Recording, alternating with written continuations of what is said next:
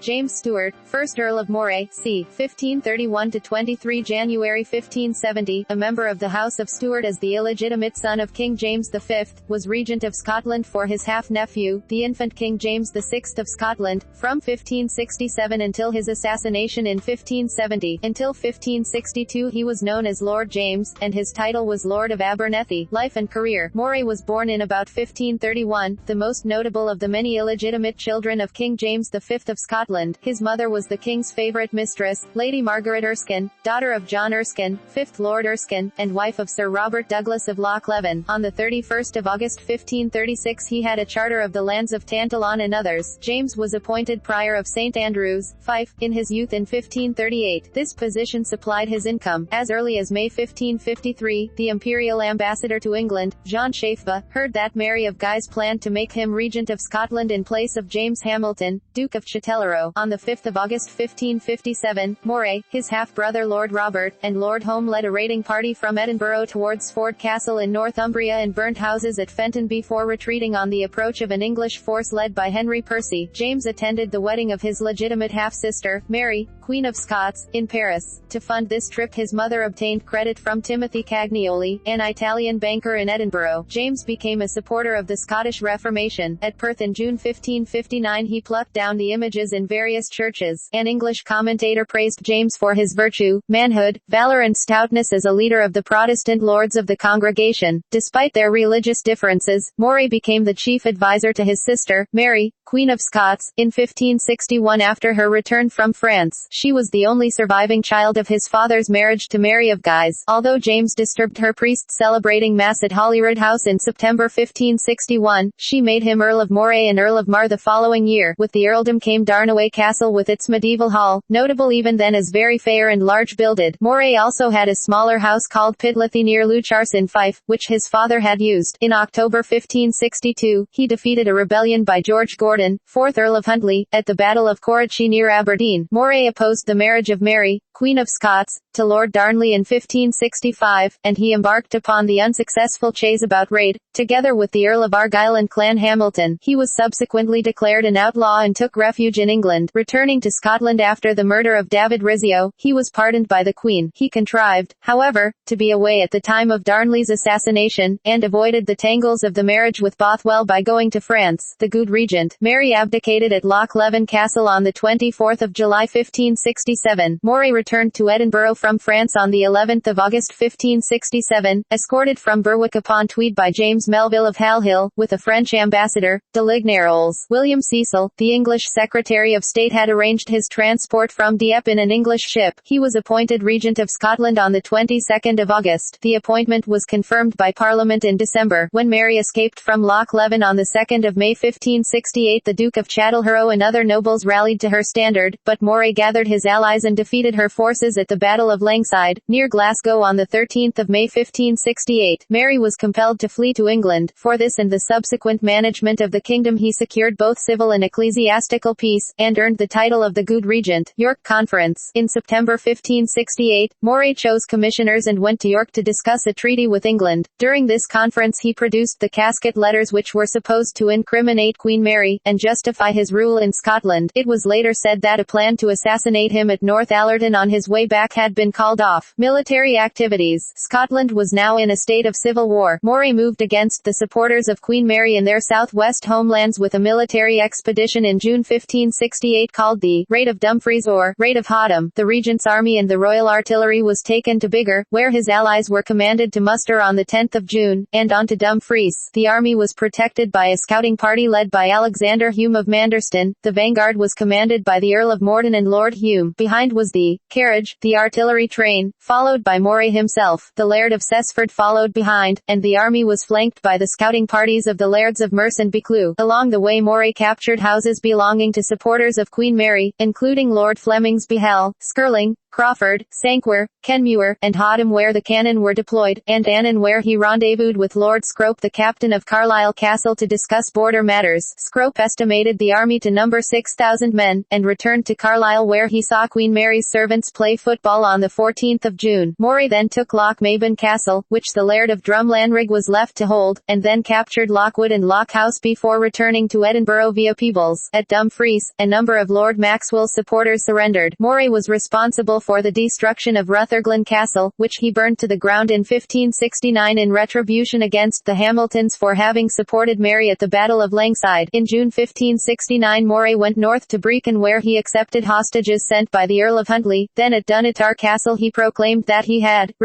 arrived, in proper person, as regent, to their north partis of firm purpose and deliberation to reduce sic as he's neglected their duty in time bypast, intending to use lenity, leniency, and moderation. At Aberdeen he held talks with Huntly himself. At Inverness, on the 4th of June 1569, Moray met the Highland and Island chiefs with the Earls of Caithness and Sutherland and Lord Lovat. His secretary, John Wood, said such a power had seldom been seen there. Moray wrote that the journey is to put down troubles in the north. Family. On the 8th of February 1561 halves at Holyrood, Moray married Agnes Keith, daughter of William Keith, 4th Earl Marischal. The marriage produced 3 daughters. Elizabeth Stewart, 2nd Countess of Moray, the 18th of November 1591, married between the 23rd of January 1580 and 1581 James Stewart, 2nd Earl of Moray, Lady Annabel Stewart, before 1572, Lady Margaret Stewart, the 8th of April 1569 to 1586, contract for the marriage signed on the 27th of June 1584 with Francis Hay, 9th Earl of Earl, without issue. Assassination. On Thursday the 19th of January 1570 Moray was at Stirling Castle where he had invited the English diplomat Sir Henry Gate, Marshal of Berwick, and the soldier Sir William Drury for dinner in the Great Hall. Later in his bedchamber he told the English visitors he would meet with them and certain Scottish nobles at Edinburgh on Monday or Tuesday to discuss the rendition of English rebels. Moray was troubled by the problem of Dumbarton Castle, which was held against him by supporters of Mary, Queen of Scots. On the 21st of January, he sent letters to summon Morden, Lindsay and Home to the meeting in Edinburgh. Moray was assassinated in Linlithgow on the 23rd of January 1570 by James Hamilton of Bothwell Howe, a supporter of Mary. As Moray was passing in a cavalcade in the main street below, Hamilton fatally wounded him with a carbine shot from a window of his uncle Archbishop Hamilton's house. The belief that a second shot killed Lady Mondegreen, who was in the street, watching the cavalcade is an urban myth. It was the first recorded assassination by a firearm. The regent's body was shipped to Leith then taken to Holyrood Abbey. Moray was buried on the 14th of February 1570 in St. Anthony's Isle at St. Giles, Edinburgh. 7 earls and lords carried his body. William Kirkcaldy of Grange held his standard, and John Knox preached at the funeral. Knox's own prohibition of funeral sermons, on the grounds that they glorified the deceased and displayed distinctions between rich and poor, was waived for the occasion. Moray's tomb was carved by John Roytell and Murdoch Walker, with a brass engraved by James Gray. His wife, Agnes Keith, was buried inside his tomb when she died in 1588. Moray was succeeded by his eldest daughter and heir, Elizabeth Stewart,